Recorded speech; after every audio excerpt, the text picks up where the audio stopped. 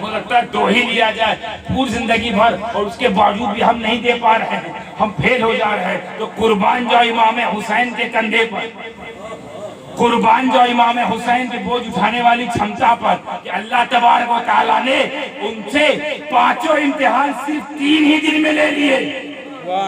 ان کو ڈرایا بھی گیا، اسی 3 دن کے اندر بھوکا پیاسا بھی رکھا گیا، اسی 3 دن کے اندر مال میں کمی کر دی گئی، اسی 3 دن کے اندر جانیں لے لی گئی، اسی 3 دن کے اندر بچے اٹھا لیے گئے، اسی 3 دن کے اندر۔ اور یہی وجہ ہے کہ امام حسین کی اس صبر کو اللہ نے اتنا قبول کیا ہے، اتنا قبول کیا ہے کہ غریب نواز جیسے اللہ کے ولی کے منہ سے امام حسین کی تعریف میں ایسا لکھوایا کہ غریب نواز فرماتے حسین یہ 3 دن کے امتحان کو پار کرنے کے بعد اب حسین کوئی عام شخص نہیں بلکہ مکمل دین ہو گئے۔ شاہ است حسین، بادشاہ است حسین، دین است حسین۔ نعرہ تکبیر، نعرہ رسالت، مسلک اعلی حضرت، مسلک اعلی حضرت، زندہ باد۔ اب حسین کو دنیا نہ کہنا کہ جہاں دنیا ٹوٹ جاتی ہے وہاں حسین نے دنیا کو قدموں میں لا دیا۔ جہاں دنیا اپنا دم توڑ دیتی ہے، جن امتحانات میں بڑے بڑوں کی آنکھیں باہر آ جاتی ہیں، زبان باہر آ جاتی ہے، وہاں میرے حسین صبر کرتے نظر آ رہے ہیں۔ اور ایسا صبر اب جو حسین کا نہیں وہ خدا کرے گا۔ لیکن ہمیں پوری زندگی دی ہے، اس کے باوجود بھی نہیں ہم لا پا رہے ہیں۔ اور یہ 5 امتحان میں سب سے بڑی بات، 5 امتحان کا اجر بہت عظیم اجر ہے۔ کیا اجر ہے، اس کے بدلے میں کیا تم کو انعام ملے گا، یہ اللہ بہتر جانتا ہے، مگر ایک اجر ایسا ہے جس کے بارے میں قرآن میں آ گیا ہے واضح طور پہ، جان دینے والا، جان دینے والا۔ اللہ کی راہ میں جان مانگا، اللہ نے جان دے دی۔ یہ اتنا بڑا امتحان ہے، اچھے نہیں کر پائیں۔ جان دینے والا معاملہ حضرت اتنا کٹھن ہے، اتنا مشکل ہے، آپ کی سمجھ کے لیے بول رہا ہوں، سمجھانے کے لیے، کہ ہم جس کو اپنی جان سمجھتے ہیں، اشارے میں بات کہہ رہا ہوں، جو نوجوان لوگ نوجوان بہنوں کو اپنی جان سمجھتے ہیں، روز اس کو جان جان کہتے بھی ہیں، صبح سے لے کر شام تک کم سے کم 15-20 بار تو جان جان ہو ہی جاتا ہے، لیکن اگر وہ بھی جان مانگ لے تو بھاگ جائیں گے۔ یعنی وہ بھی اگر جان مانگ لے کہ تم روز مجھے جان کہتے ہو، تم بولتے ہو تم پر میری جان قربان، تو اللہ آج جان دو تو دو گے؟ ارے جان چھوڑا کے بھاگو گے، دیوار پھان کے بھاگو گے، یار ہم تو ایسے ہی محبت میں جان جان بولتے تھے، یہ تو گمبھیر ہو گئی، تو سیریس ہو گئی، جان ہی مانگنے لگی، تو جان دو گے؟ ابے جس سے محبت کرتے اس کو بھی جان نہیں دیتے بھائی، امی ابو کو بھی جان نہیں دیتے، بولو کہ میرے ماں باپ پر جان قربان دیتے ہو۔ اسی لیے جان والا معاملہ کٹھن، تو اجر بہت عظیم، اجر عظیم، اس کا بدلہ عظیم۔ جان دینے والا معاملہ ایسا ہے، اب اس کو سمجھانے کے لیے میں آپ کو ایک مثال دوں کہ میں پوری ذمہ داری کے ساتھ یہ ممبر بیٹھے جتنے حضرات ہیں اور آپ جتنے لوگ بیٹھے ہو، ہماری مائیں بہنیں، یہ ہمارے بزرگ نوجوان حضرات، ان سب کو میں بول دوں کہ یہ سب مردہ ہیں، یہ سب مرے ہوئے ہیں، یہ سب مر گئے، تو یہ سچ ہے کہ جھوٹ ہے؟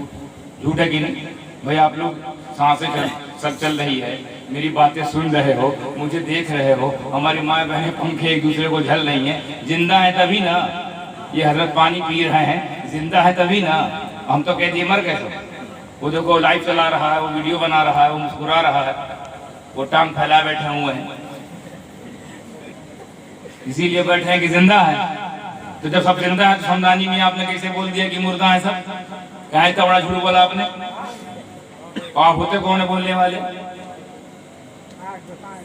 تو جب میں نے اتنا بڑا جھوٹ بولا تو اسی میں سے ایک شانہ اٹھا، چالاک آدمی، اب ان کو ہم چھاپے گا، اب ان کو ہم چھاپ دے گا، پکڑ لیا کرتے، پوری تقریر تو بڑھیا کیا، ایک بات غلط بول دیا، جھوٹا بولا، جھوٹ بول دیا، سب کو مردہ بول دیا، کیا کرے گا وہ؟ مفتی صاحب کے پاس جائے گا، مفتی صاحب کیا ہوا؟ بولے حضرت ایک کچھوچا سے ایک حضرت آئے تھے، اپنے آپ کو بہت بڑا عالم بولتے ہیں، بہت اونچا خاندان کا بولتے ہیں، وہ تقریر اچھا کیا، تقریر کرتے کرتے بولا کہ سب لوگ مردہ ہے اور سب زندہ تھا، حضرت ہم دیکھا سب کو، اور سب کو مردہ بول دیا، کھلا مردہ بولا، تو ایسے آدمی کے بارے میں شریعت کیا کہتی ہے؟ اگر مفتی صاحب تو بھائی اللہ کے سپاہی، تو ان کو تو ڈیوٹی نبھانی پڑے گی، چاہے جو بھی آدمی ہو وہ تو ڈیوٹی نبھائیں گے۔ اچھا اتنا بڑا جھوٹ بولنے والا، کھلا جھوٹ بولنے والا، ایک تو بند جھوٹ ہوتا ہے، یہ تو کھلا جھوٹ، اعلانیہ جھوٹ۔ تو اعلانیہ جھوٹ، وہ چاہے جو بول رہا ہو، جس خاندان کا آدمی ہو، جتنا بڑا بھی عالم، جتنا بھی خوبصورت، جتنا بدصورت، وہ بات کی بات ہے، مگر اگر اس نے ایسا بولا ہے تو وہ فاسق ہے۔ اعلانیہ جھوٹ بولنے والا فسق کرتا ہے، فسق کرنے والا فاسق ہے۔ تو فاسق ہے تو لہٰذا شریعت کی روشنی میں فاسق کے پیچھے نماز نہیں ہوگی۔ ایک فتویٰ لے کے ہمارے پاس آئے، اور حضرات کل تم تقریر کیے تھے؟ ہاں ہم وہاں بیٹھے تھے۔ اچھا پھر کیا ہوا؟ بولا حضرت آپ ایک بات بولا کہ سب مردہ ہے، اتنا بڑا جھوٹ بولا۔ ہم مفتی صاحب کے پاس گئے، ہم یہ بم لے کے آیا آپ کے لیے، آئٹم بم۔ اب آپ بیکار ہو گئے۔ کہاں بیکار ہو گئے؟ اب آپ کے پیچھے نماز نہیں ہوگی۔ کیوں نہیں ہوگی؟ ارے آپ نے جھوٹ بولا۔ تو ہم نے پورا فتویٰ پڑھا، فتویٰ تو صحیح لکھا ہے، بات تو صحیح ہے بھائی، اس کا کیسے انکار کرے؟ بات تو صحیح ہے۔ تو ٹھیک ہے ہمارے پیچھے نماز نہیں ہوگی، لیکن ہماری اپنی تو ہوگی نا، ہماری اپنی تو ہوگی۔ ہاں آپ کی اپنی ہوگی، آپ کے پیچھے اب ہم لوگ نماز نہیں پڑھیں گے، آپ نے جھوٹ بولا ہے۔ آپ نے ان تمام لوگوں کی زندگی پہ انگلی اٹھائی ہے، تو لہٰذا آپ کے پیچھے نماز نہیں ہوگی، لیکن آپ کی اپنی ہو جائے گی، کوئی بات نہیں۔ اس مثال سے میں سمجھانا یہ چاہتا ہوں کہ اگر میں اسٹیج پر بیٹھ کر یا کسی بھی جگہ بیٹھ کر، کعبے کی چھت پر بھی بیٹھ کر، اگر میں آپ لوگوں کی زندگی پر، اگر آپ زندہ ہیں واقعی، آپ کی زندگی پر انگلی اٹھاؤں، آپ کی زندگی پر انگلی اٹھاؤں، تو میں کیا ہو جاتا ہوں؟ فاسق۔ تو امام حسین اور تمام شہدائے کربلا، آپ کی زندگی پر میرے ماں باپ قربان، کہ اگر آپ کو کوئی مردہ کہہ دے تو وہ فاسق نہیں، کافر ہو جاتا ہے۔ اب کیوں کافر ہو جاتا ہے؟ کیونکہ ان کی زندگی کی گواہی قرآن میں ہے کہ جو اللہ کے راہ میں شہید ہو جائے انہیں مردہ نہ کہنا، بلکہ وہ زندہ ہے۔ کیسے زندہ؟ نہیں سمجھو گے؟ اب نہیں سمجھنا تو کہاں سمجھ رہے ہو؟ تو ان کی زندگی پہ انگلی مت اٹھانا۔ اچھا میں نے کیا بولا تھا؟ اگر میں تمہاری زندگی پہ انگلی اٹھاؤں تو میرے پیچھے نماز نہیں ہوگی، مگر حسین اگر کوئی تمہاری زندگی پہ انگلی اٹھائے، اس کی اپنی بھی نماز ہونا بند، کیونکہ وہ اسلام سے باہر۔ اب اس کے پیچھے تو چھوڑو، اس کی اپنی نہیں ہوگی، چاہے پیجامہ کتنا اونچا ہو جائے۔ پیجامہ اونچا ہوگا، مقام اونچا نہیں ہوگا۔ پیجامہ اونچا ہوگا، درجات اونچے نہیں ہوں گے۔ پیجامے بلند ہو سکتے ہیں مگر تم بلند نہیں ہوگے۔ کیوں؟ کیونکہ تم کو شہیدوں سے پرابلم، ولیوں سے پرابلم۔ نبی میں بھائی جب شہید کی زندگی کا یہ عالم،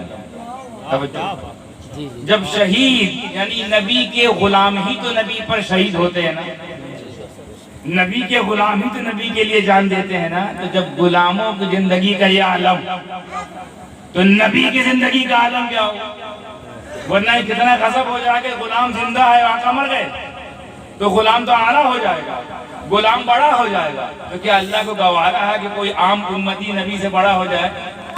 عام امتی زندہ ہے تو نبی کا عالم کیا ہوگا؟